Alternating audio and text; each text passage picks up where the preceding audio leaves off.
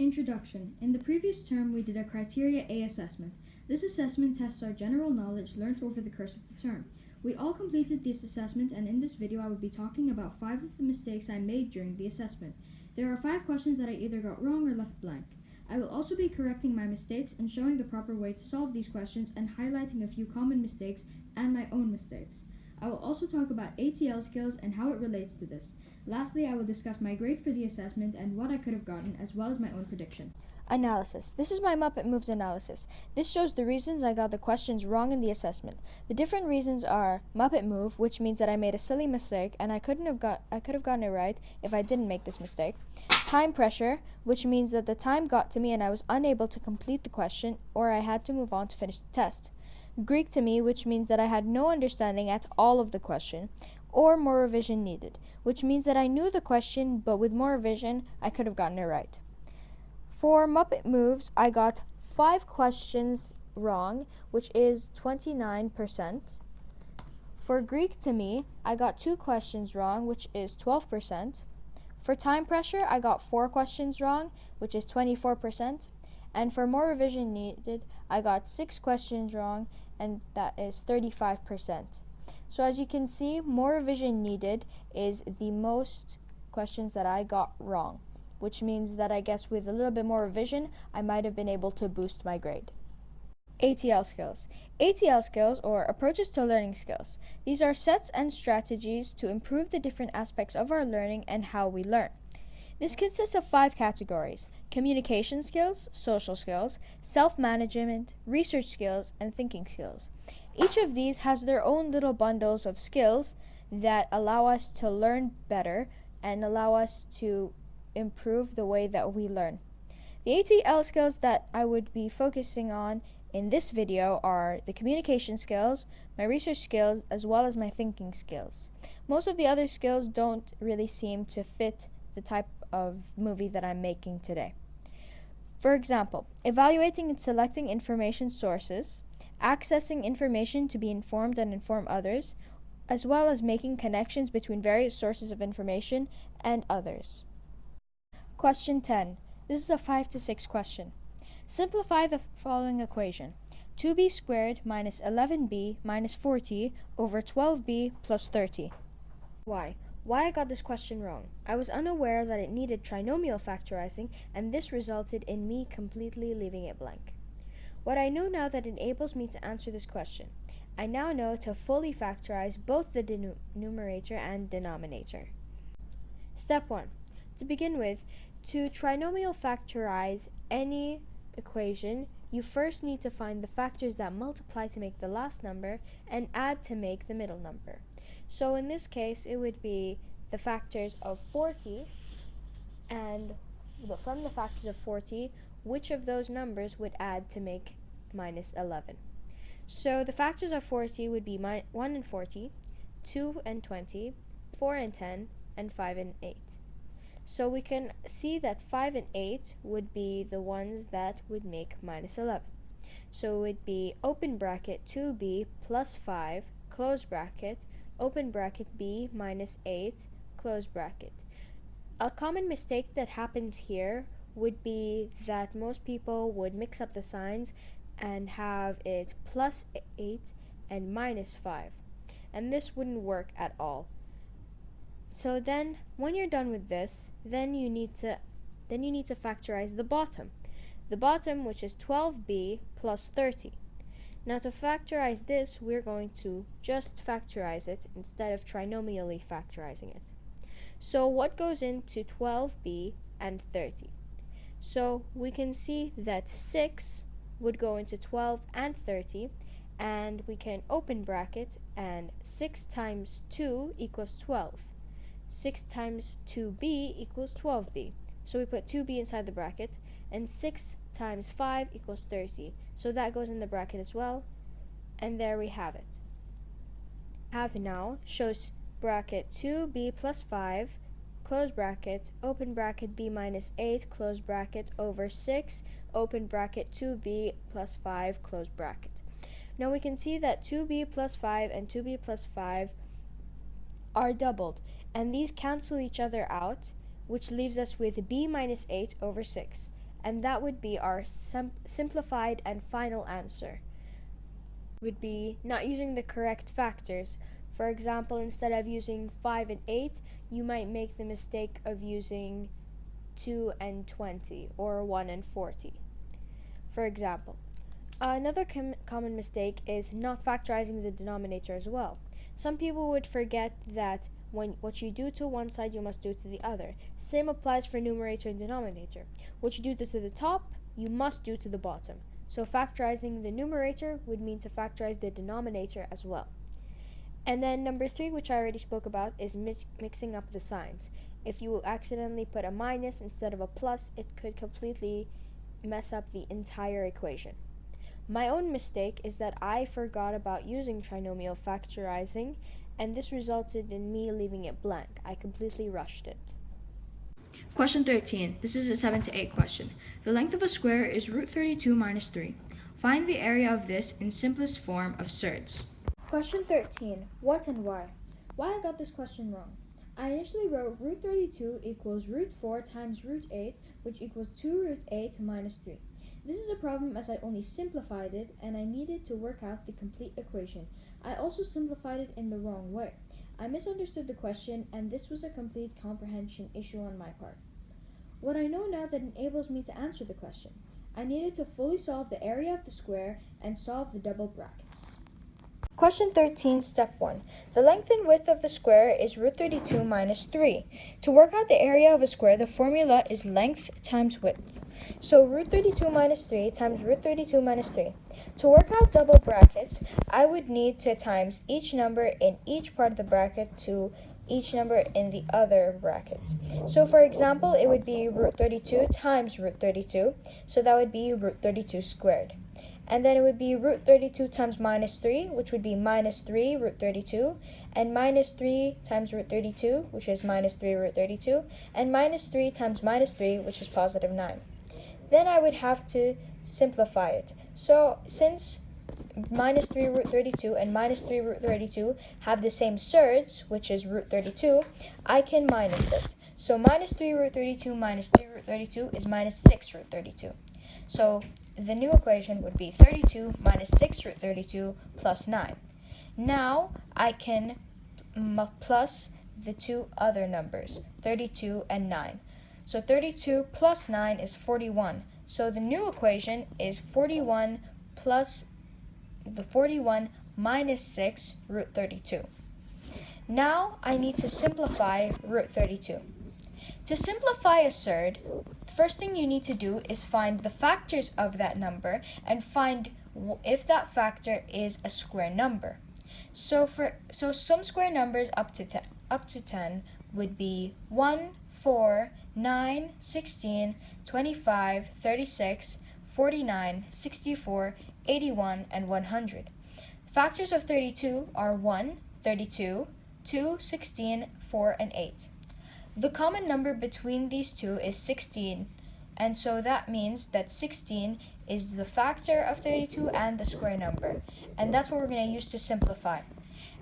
What I times by 16 is 2 to make 32. So 16 times 2 is 32. Root 32 equals root 16 times root 2. Now, I need to find out the square root of 16, which, if 4 times 4 is 16, that would be the square root of 16. So the final answer would be 4 root 2. Now that's the simplified answer that I want to substitute in for root 32. So the new equation would be 41 minus 6 bracket 4 root 2 close bracket. And now to expand this bracket, it would be 41 minus 24 root 2. So my final answer is 41 minus 24 root 2. Some common mistakes. Number 1, not correctly simplifying the number. So if you choose a number that is not the highest common factor of 32 and a square number, then you would have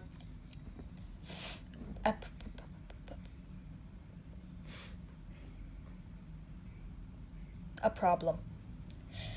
Second one is not simplifying root 32 into bracket 4 minus root 2. If you don't do that, then you're not able to have your final answer. You need to substitute 4 minus root 2 into root 32. And common mistake number 3 is not using the correct square number that is a factor of 32. Question 14. This is a 7 to 8 question. The diameter of the cylindrical water tank is 2a minus b, and the height is a plus 4. Show all your work to find the volume of the tank. Leave your answer in terms of a and pi. What and why? Why I got this question wrong. I left it blank as time pressure got to me and I wasn't able to time manage and get enough time to work on this specific question. What I know now that enables me to answer this question is that I remember that the volume of the cylinder formula as well as the components to answer this question. For example, knowing the radius, diameter, and the rest of the components to solve this equation. Step 1. The formula to find out the volume of a cylinder is volume equals pi r squared times height. The diameter is 2a minus 6. The radius is a minus 3. The height is a plus 4. And the volume is pi bracket a minus 3 bracket squared bracket a plus 4 bracket. Next, so I would have volume equals pi a minus 3 squared a plus 4. Now I just need to double a minus 3 to show that it is squared.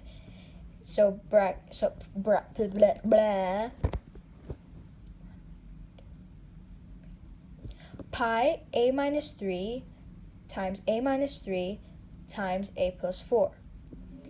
Now to work out triple brackets, you choose double brackets, expand those, and then work out the double brackets.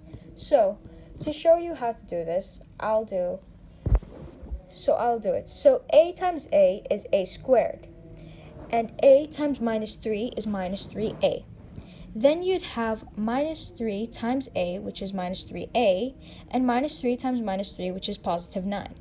You put this in a bracket, and then you have the remaining bracket, which is a plus 4. Now what you want to do is you want to simplify the following bracket. So a squared minus 6a plus 9 to simplify minus 3a minus 3a. So that's 6a minus 6a. Bracket a plus 4. Now you'll expand these two brackets. So the answer would be a cubed minus 4a squared minus 6a squared minus 24a plus 9a plus 36. And now to simplify this answer, it would be a cubed minus 2a squared minus 15a plus 36. The final answer is pi a cubed minus 2a squared minus 15a plus 36. Some common mistakes is squaring the whole answer instead of using the double brackets. If you square the entire answer, then you will come up with a much different result. Question 15a, 7 to 8. A vase can be created by revolving a blade in the shape of a parabola, 360 degrees angle in a certain type of clay. Please note that parabola is the shape of the quadratic formula graph as shown in the diagram. The blade shape can be modeled by the formula y equals 2x squared plus x minus 28. The width of the base is determined where the parabola intersects the x-axis. Finding the points of intersection means solving the quadratic equation. What and why? Why I got this question wrong. I left this question blank. I was not sure of how to proceed. It was a difficult question for me to understand. Although I knew quadratics, I still was unable to answer the question. What I know now that enables me to answer the question, I needed to trinomially factorize the equation before doing anything else. Step 1. So I have my equation, which is 2x squared plus x minus 28. Now I know that x squared has a coefficient of 2, which means that I need to times minus 28 times 2, which 2 times minus 28 equals minus 56. So I need to figure out what are the factors of 56. So there's 1 and 56, 2 and 28, 4 and 14, and 7 and 8.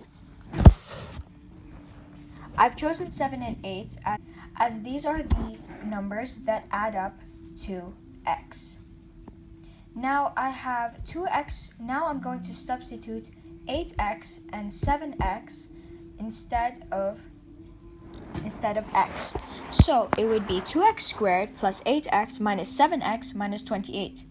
So 2x bracket x plus 4 minus 7 bracket x plus 4. So if I substitute 8x and 7x instead of x, then I would have 2x squared plus 8x minus 7x minus 28. Now I'm going to factorize each part. So the red part I'll factorize and the blue part I'll factorize. So to factorize this, what goes into both 2x and 8x, which is 2x. So if I put 2x on the outside, then on the inside it would be x, since it's x squared, plus 4, since 2 times 4 is equal to 8. And to factorize the second part, it's minus 7x minus 28. So what goes into both? What's the highest factor that goes into both would be minus 7. So minus 7 would be on the outside. And since there is no x on 28, then on the inside it would be x, and 7 times 4 equals 28, so 4 would be on the inside. And I can see that the two brackets that I've just made are both equal, x plus 4 and x plus 4. And now I just put 2x and minus 7 into a bracket, and I have my final and simplified answer. So my final and correct answer is 2x minus 7 and x plus 4. Some common mistakes. One is mixing up the signs. So for example, if you did minus 8 and plus 7 instead of minus 7 and plus 8, then you would have a problem and you would have to restart the entire equation. Also, forgetting to use trinomial factorizing. Sometimes it is difficult to see whether you need to use trinomial factorizing or just regular factorizing, but eventually you'll get the hang of which one is for which type of factorizing. Question 15b, 7 to 8. Use your answer in question 15a to find the values of x that makes 2x squared plus x minus 28 equals 0. These values are called the solution to the equation. What and why? Why I got this question wrong. I left it blank as I did not answer the first question. The first question I misunderstood, and I did not use trinomial factorizing, which had me very confused, and I didn't spend as much time as I should have on it. And since I did not have the answer to the first question, I was unable to answer the second question. What I know now that enables me to answer this question, I now know that I must apply null factor law to work it out, as well as knowing the answer to 15a. Now that I do know the answer to 15a, I can apply it to this equation. Null factor law states that if the product of any two numbers is 0, then one or both the numbers is 0. That means that both of the numbers would equal 0. This is called the null factor law, and we use it often to solve quadratic equations. So the answer to the previous question was 2x minus 7, x plus 4. And in 15b, we are stating that 2x minus 7 and x plus 4 equals 0. So that means that 2x minus 7 and x plus 4 equals 2x squared plus x minus 28, since 2x squared plus x minus 28 is equal to 0. Step 2. Null factor law 1. Now, to show you the first part of null factor law, I'm going to take one part of the brackets, which is 2x minus 7. So 2x minus 7 is equal to 0. 2x would equal to minus 7. Now, I'm going to divide each of these by 2. 2x divided by 2, which equals minus 7 divided by 2, which means that the answer would be x equals 3.5. Step 3, null factor law 2. So I'm going to take the second part of the equation, which is x plus 4, and x plus 4 equals 0, which means that x equals 4. So x plus 4 equals 0, no brackets, and x would equal 0 minus 4. Since 0 minus 4 equals minus 4, that means that x equals minus 4. So my two correct answers are x equals 3.5 and x equals minus 4. Common mistakes. If you do not use the null factor law to both sides, and if you are unaware of how to use it and apply it in the situation. ATL skills. So these are the ATL skills that I want to improve for my next assessment.